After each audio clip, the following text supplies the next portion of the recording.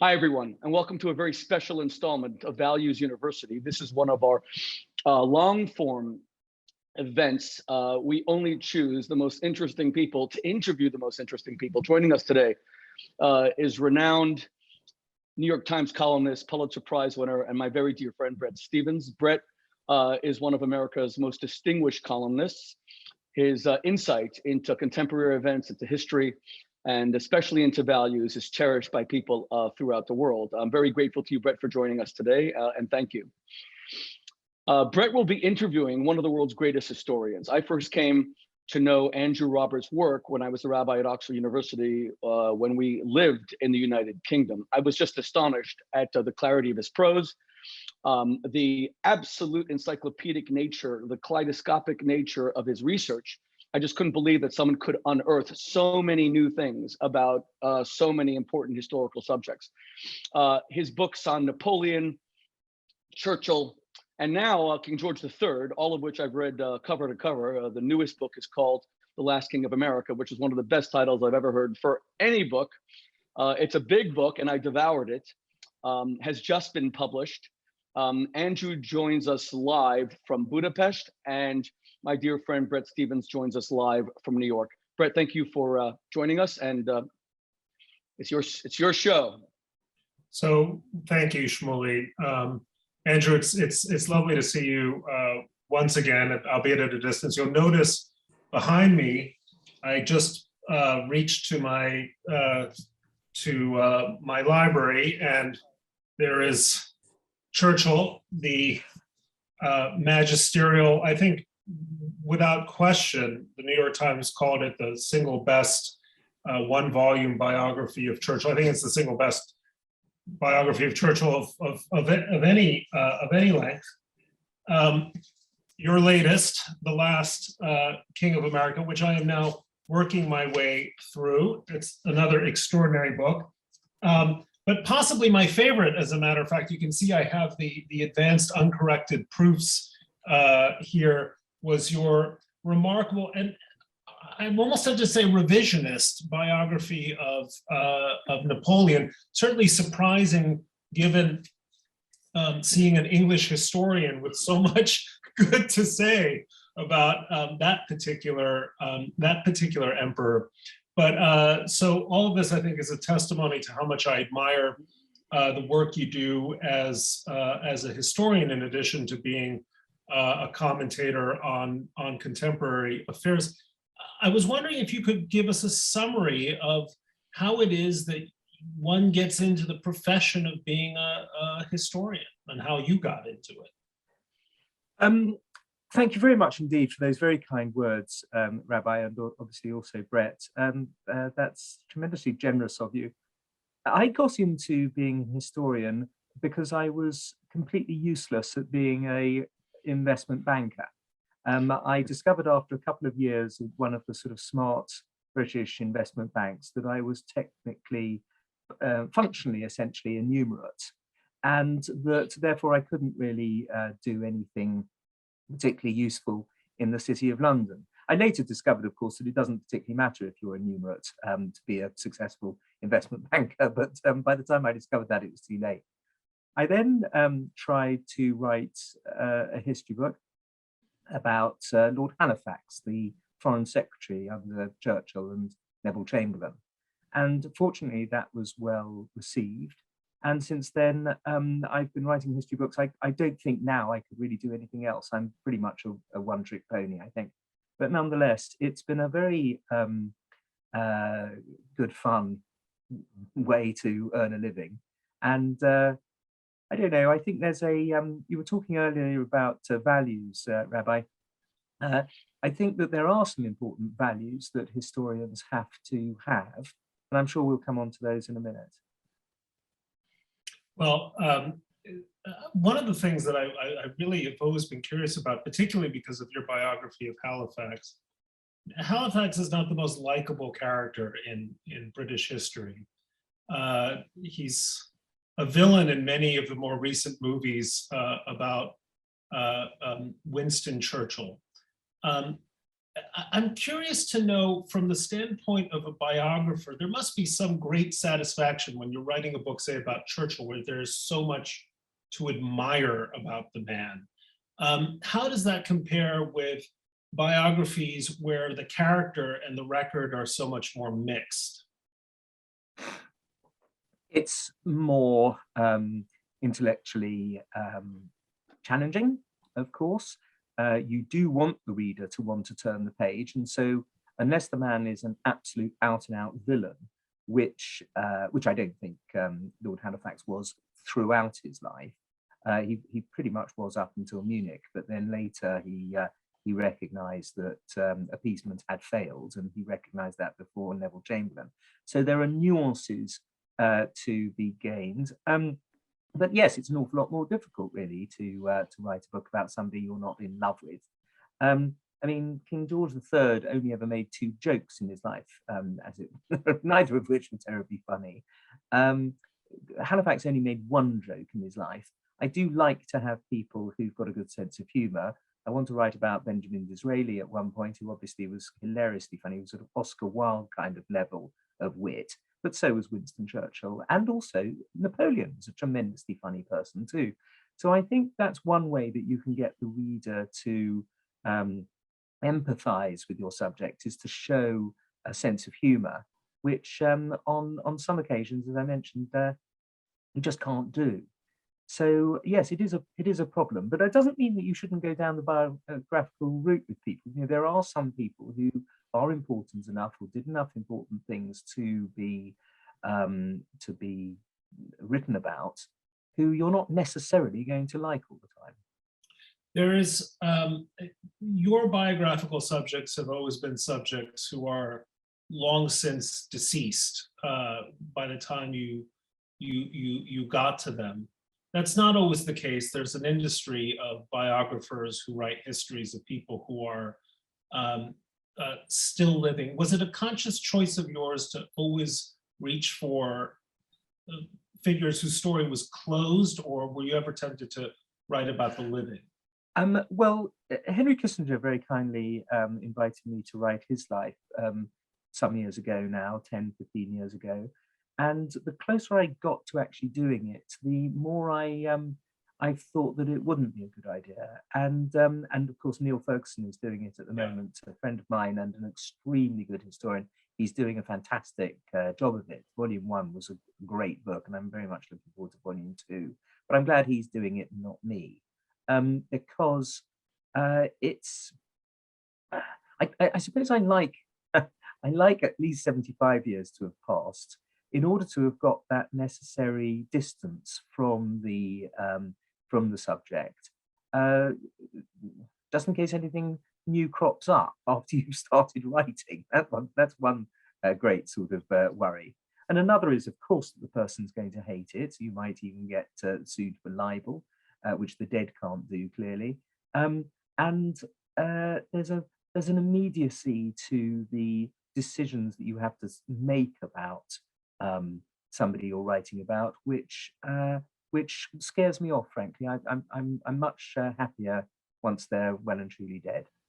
No, and it's interesting how legacies that are considered settled can be reconsidered in light of subsequent events. I think if someone had written a biography of Richard Nixon, say 20 years ago, they would have considered his trip to China to be maybe the signal diplomatic achievement of his presidency.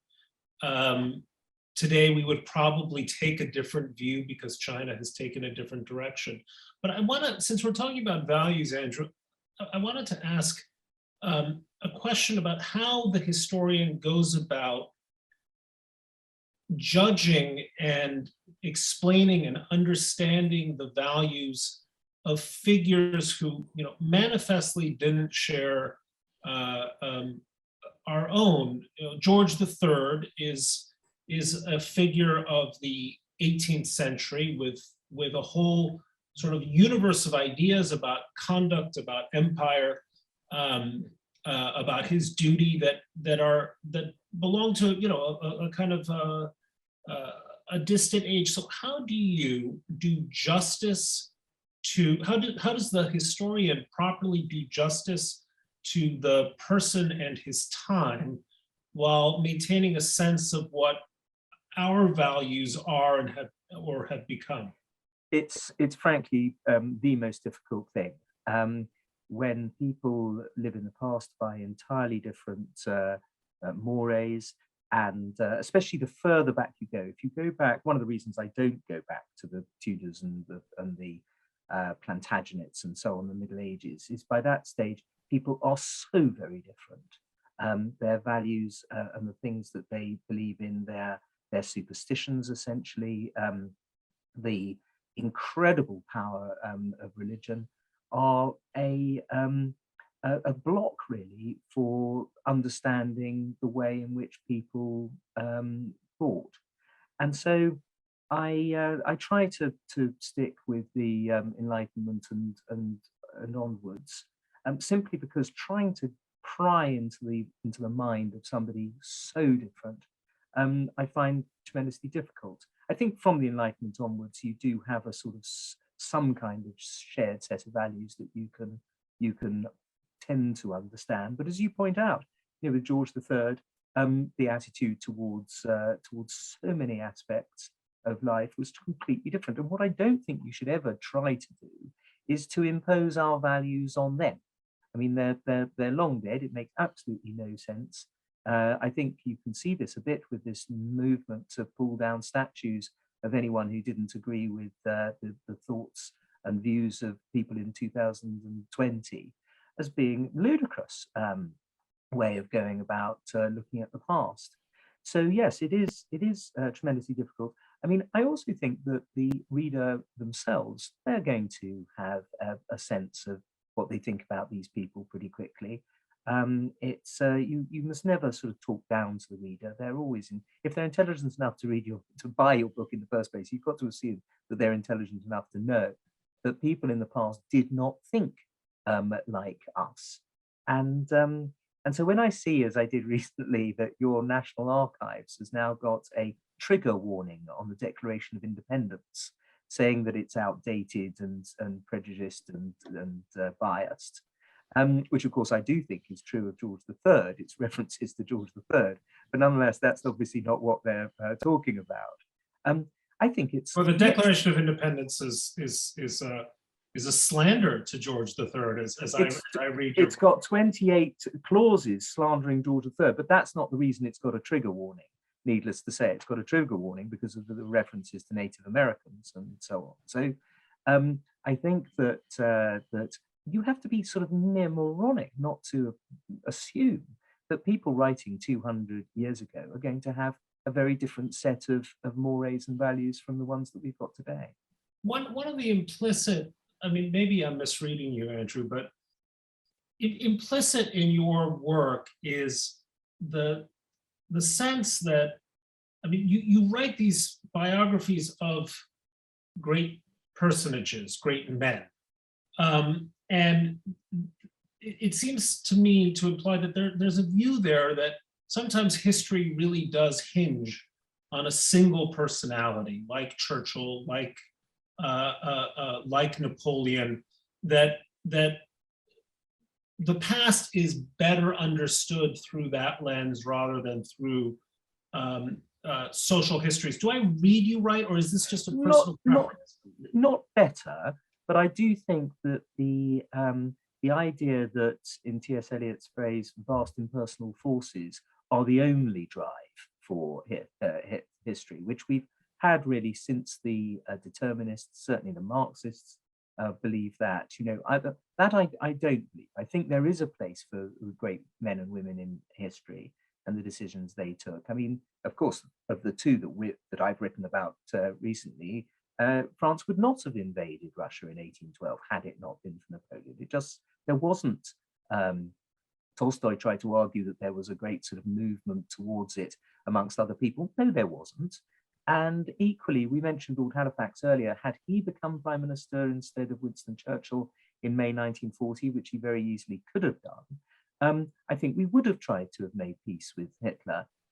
with obviously massive consequences from that moment onwards in May 1940. So there too, you have some people who very clearly did change history, and I think for the Marxists and the determinists to see it solely in terms of the march towards the dictatorship of the proletariat or anything that's sort of preordained is demonstrably wrong. So one of the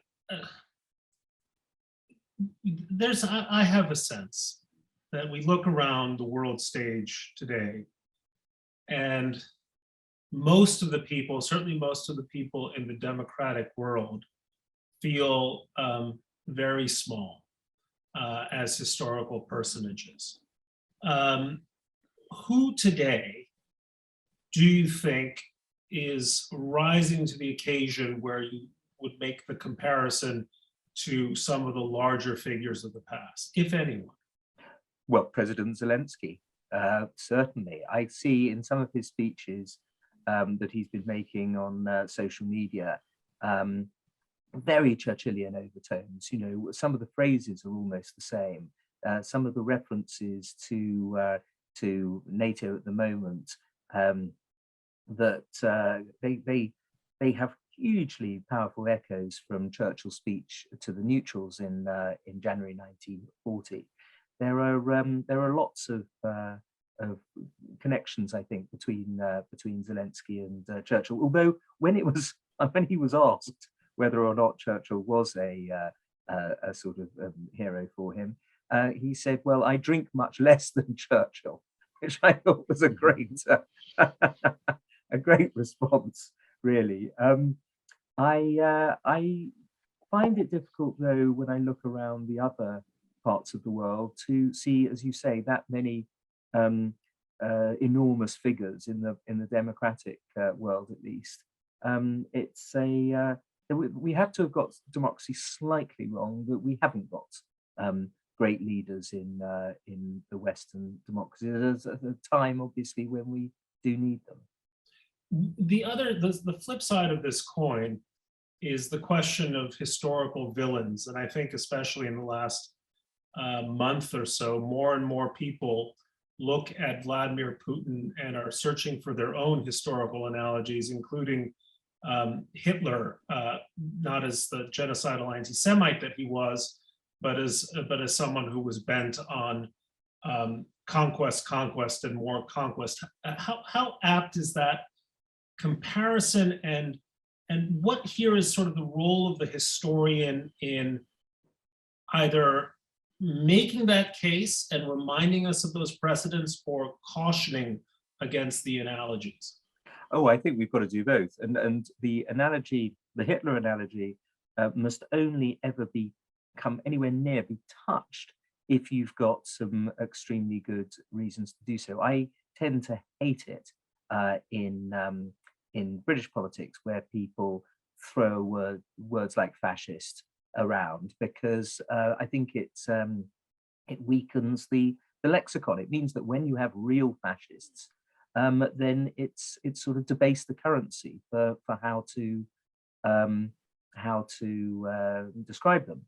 I think, though, on this particular occasion with the invasion of Ukraine, and some of his earlier actions in Crimea and Donbass and so on, Georgia, there is a sort of Via Dolorosa that has got strong echoes of the 1930s, as you won't go from the Rhineland to Anschluss to Sudetenland to Prague.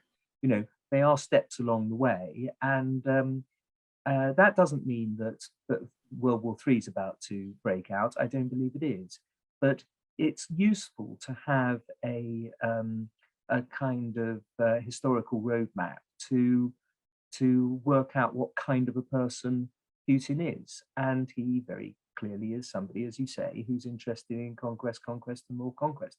And the way that was dealt with in the end was so painful for the world between 1939 and 1945, that pretty much any way of jumping to the last bit of it must be a good thing. And that's really what Ukraine is about to teach us, I think, that that you have to, all the sort of straightforward things, finally German is learning it. You've got to be strong militarily. And well, the Germany case is fascinating to me because the Germans always seem to be overlearning the lessons of the past in one direction or another. And I suppose that's another social role of the historian, to learn but not overlearn. Is that fair to say? I think so. I mean, the way in which they've jumped from 3/4 of a century of neo-pacifism now to finally actually making up the 2% of GDP that they need to spend on defense and so on, is a strong example of that. If they could have been more I don't know, tough-minded from the 1970s onwards, I wonder whether Putin would have even considered doing something like this. Let me ask you about switching from the political to just the writing. As I remember you once telling me, you spend years in research and then write in a marathon fashion. And why do you do that? Because you don't want to have another piece of evidence crop up after you've started writing that essentially invalidates everything that you've written, or major parts of what you've written. I hate working to no effect.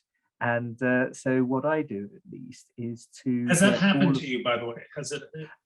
No, it hasn't. It's the terror that it will, frankly, because all you need to do in your research, if you do what some of my friends do, which is to write the book as you're researching it. What if you do come across something that undermines your thesis?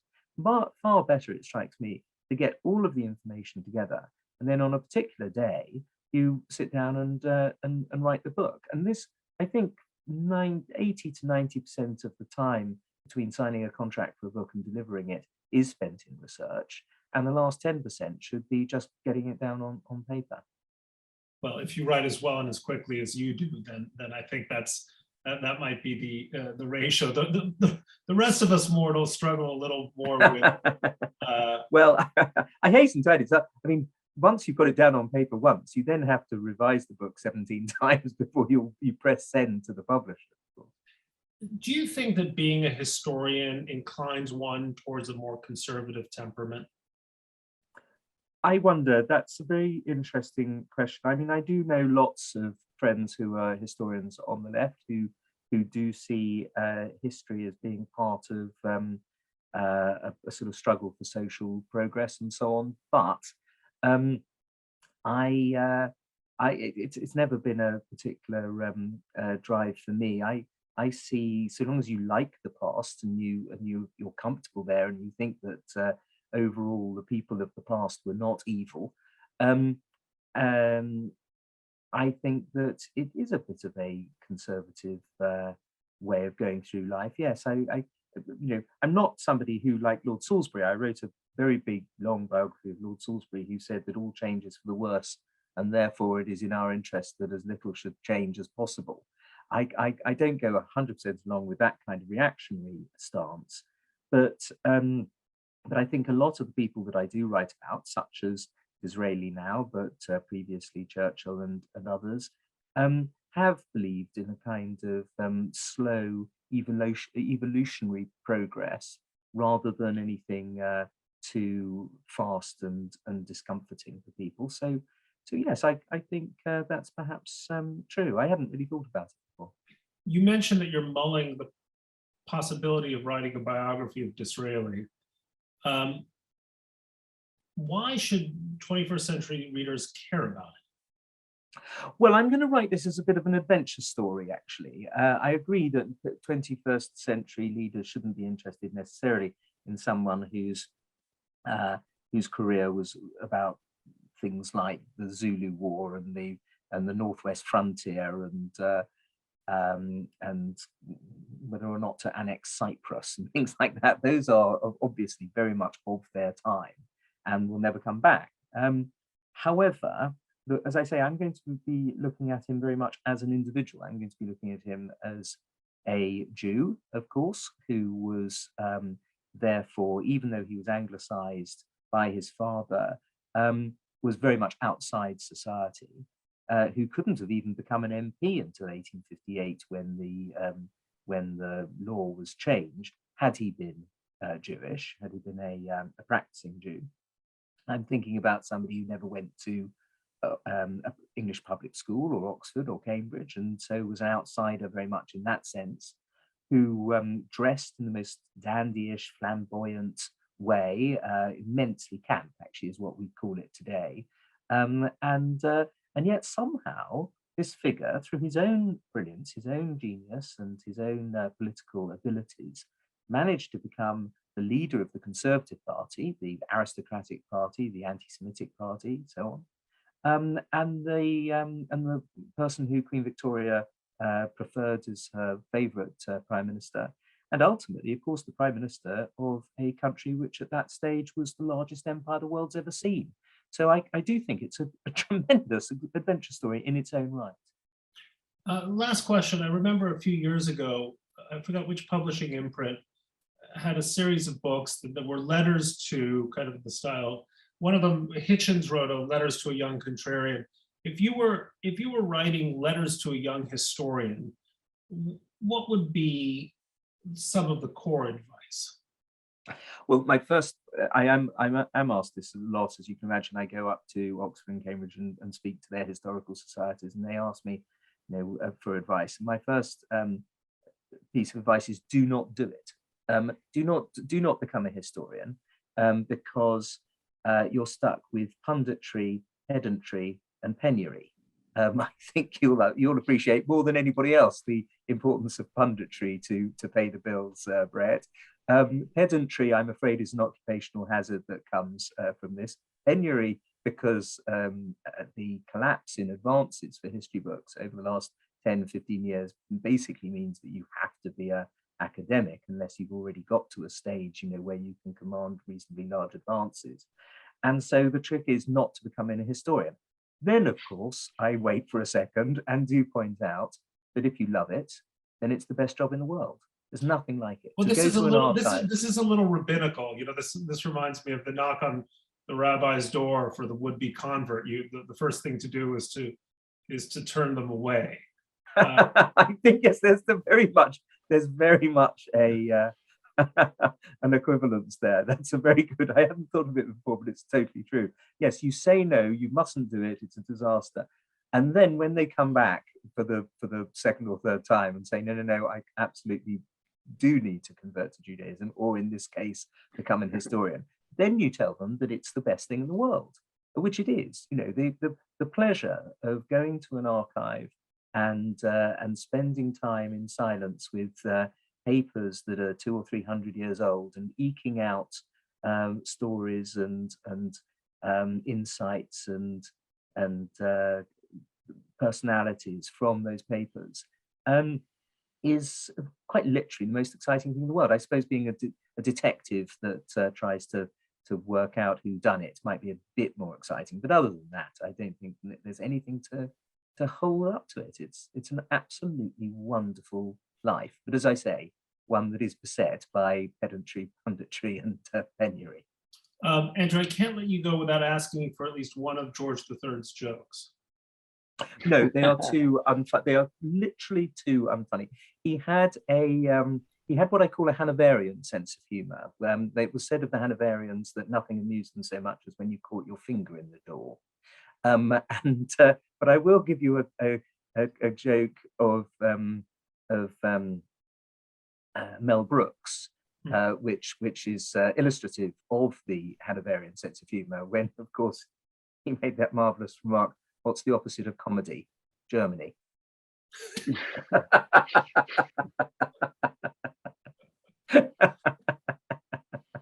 And I'm afraid George III rather fits into that overall scheme, even though he wasn't that German. Andrew, thank you so much for the conversation. I really, I'm in awe of not just the brilliance of your output and the volume of your output, but at the way in which in everything you do in life, it's with a sense of moral values and courageousness and a great sense of humor, which is why you're such a wonderful friend to so many of us and enrich our lives. So thank you for the conversation, and I hope to see you again soon.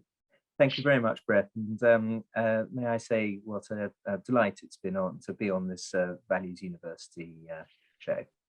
Well, thank you very much, Andrew and Bret.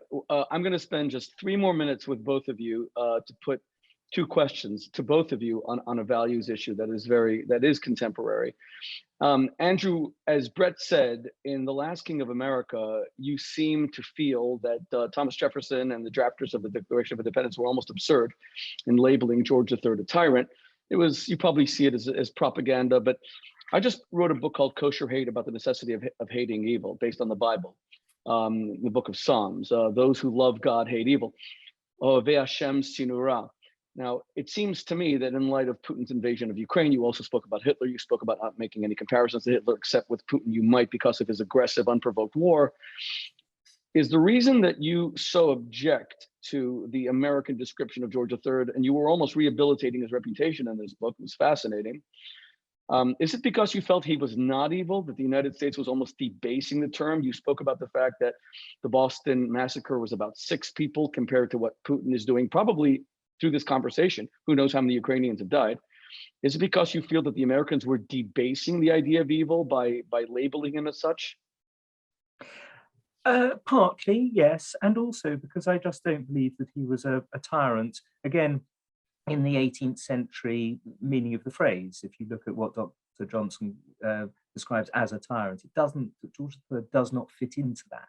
We know what tyranny was like. In fact, talking about the Russians, Catherine the Great murdered 50,000 people after the Pugachev uprising. And you look at what the French were doing in Corsica, or the Spanish in Louisiana, where they executed all the leaders of the New Orleans uprising. When you look at what were happening to the Poles at the hands of the Prussians and the Austrians, you can see what tyrants genuinely were like. But George III never closed an American newspaper, never arrested an editor, never tried to stop the Stamp Act Congress or the First Continental Congress from sitting. No, he was not a tyrant in the 18th century sense of the phrase. Bret, do you agree with what Andrew said, very provocative, that everyone has to be exceedingly careful about any Hitler comparisons, except now in Ukraine, given at Nuremberg, the top Nazis were not tried for genocide. That was a secondary charge. They were primarily charged for aggressive, unprovoked, illegal war. Do you agree with Andrew that in that sense, Putin has this Hitlerian comparison? Well, I agree with Andrew that Hitler is, in a sense, sui generis, and that comparisons have to be cautious. But just because you have to be cautious about the comparison doesn't mean you have to be blind to it. And in this case, the history that Andrew laid out has a consonance with the history of Putin's imperial ambitions in the last 15 or so years, from the invasion of Georgia to the Crimean and East Ukrainian escapades, to the use of exotic weapons to murder political dissidents and opponents, and now to the effort to swallow an entire sovereign country whole. We really haven't seen anything quite like this, with the relatively small exception of Saddam's invasion and seizure of Kuwait in 1990, since the Second World War. And in that sense, I do think the comparison is apt. I think it's apt in a second way, Shmuley, which is that our policy toward Putin, the West's policy toward Putin, bears some resemblance towards Western policy towards Germany in the 1930s, where initially a great many excuses were made for bad behavior. There was an illusion that his ambitions were limited to certain kinds of justifiable demands for ethnic, kind of an attempt to, bring home Germans into Germany, just as Putin wants to, I guess it's irredentist is the word, bring back Russians, stranded Russian populations, as Putin calls that, into the fold of Mother Russia. And that's the second consonance. And the third one is the growing suspicion, and I think the correct suspicion, that this is a guy who cannot be appeased, that the only way in which he will stop is if he is stopped. And that, I think, is the light that's now dawning in Western minds, a little belatedly, but we'll see how things move from this conversation onward. Very final question. So quickly, and thank you both very much. In the early 90s, I read Francis Fukuyama's book, The End of History and the Last Man, and I was very moved by it, where he argued that democracy is as far as we're going to evolve politically, that we've reached the end of history, that liberal democracy would break out. And Russia, of course, former Soviet Union, was one of the main examples, about how once people taste freedom, they will never go back to tyranny. Of course, that has not panned out. Yeltsin was essentially a democratically elected leader. Putin has now been in charge for 22 years. We talk about him being deposed. It looks almost impossible, at least for now. Turkey has become a near autocracy under Erdogan. I saw Fukuyama at a conference, and he had repudiated by then his entire thesis.